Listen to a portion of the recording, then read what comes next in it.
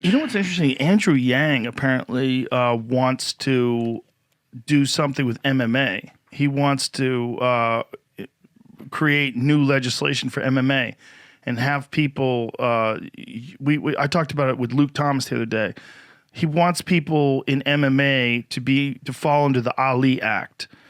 And the Ali Act is that a promoter can't also be the belt distributor. Okay. So the people that are the sanctioning bodies, like the WBC in boxing, can't also be a promoter. Right. The UFC is obviously a promoter, and they also are the sanctioning body. Right. They're the same thing.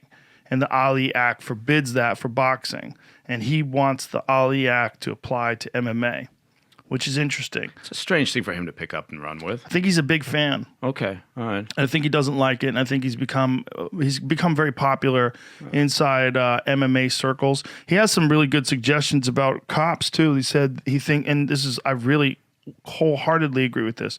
He said he thinks every cop should be at least a purple belt in Brazilian Jiu-Jitsu, and I wholeheartedly agree with that. I think he's very wise. Yeah. Like Andrew Yang is wise. He says smart things. I liked talking to him, but I like hearing him talk. And I would wholeheartedly support him as president too. I think he's a wise person.